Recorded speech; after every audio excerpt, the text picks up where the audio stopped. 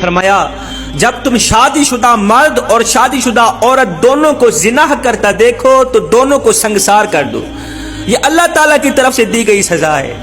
میرے کریم نبی نے فرمایا جب ایک شادی شدہ مرد اور عورت دونوں زنا کرتے ہیں نا تو ساتوں آسمان اور ساتوں زمینیں ان دونوں پر لعنت کرتی ہیں۔ میرے کریم نبی فرماتے ہیں جس طرح شراب پینے والا شراب پیتے وقت مومن نہیں رہتا، فرماتے ہیں جس طرح چوری کرنے والا چوری کرتے وقت مومن نہیں رہتا، سیم اسی طرح زنا کرنے والا بھی زنا کرتے وقت مومن نہیں رہتا۔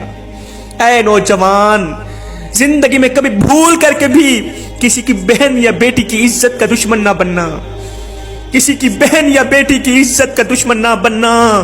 قسم خدا کی اس وقت تک مرے گا نہیں جب تک اپنی ان دونوں آنکھوں سے اپنی بہن یا بیٹی کی عزت کو خاک میں ملتا نہیں دیکھے گا، اس وقت تک مرے گا نہیں۔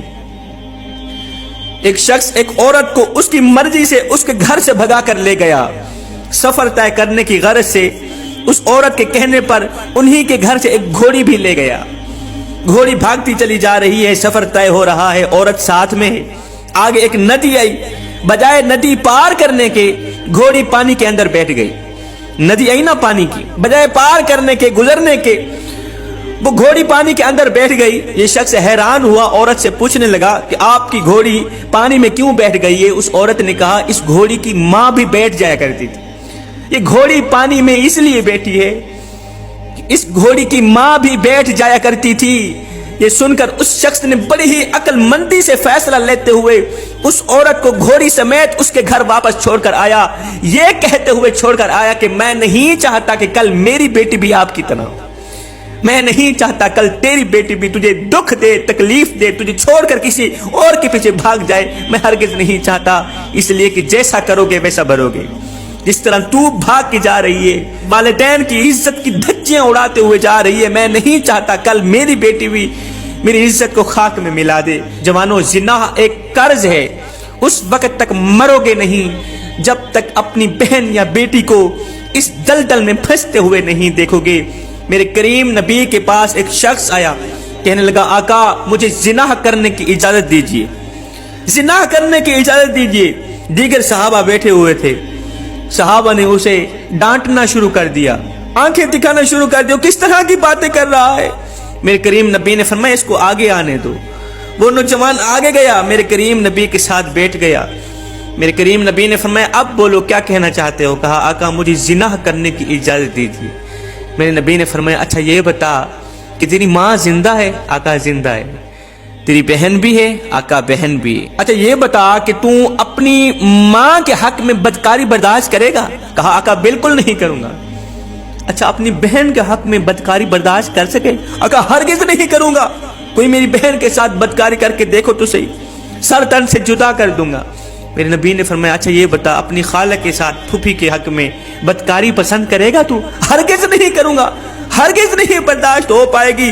میرے نبی نے فرمایا پھر تو جس کے ساتھ زنا کرے گا، بدکاری کرے گا، وہ کسی کی ماں ہوگی، وہ کسی کی بہن ہوگی، وہ کسی کی بیٹی ہوگی۔ اس عورت کے بھائی یہ سب کچھ کیسے برداشت کر پائیں گے؟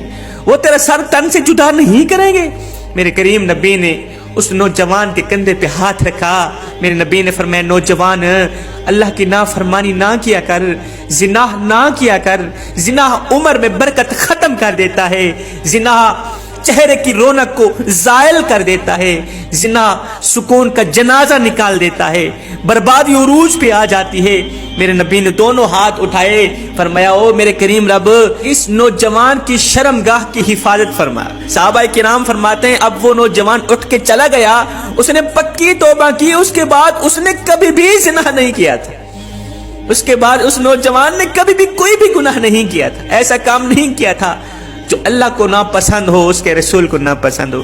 حضرت سیدنا علی المرتضیٰ شیر خدا کرم اللہ وجہ الکریم فرماتے ہیں زانی کے لیے، زانی انسان کے لیے 10 سزائیں مقرر کر دی گئی ہیں، 10 سزائیں ملیں گی، 3 دنیا میں، 2 مرتے وقت، 3 قبر میں اور 3 حشر والے دن۔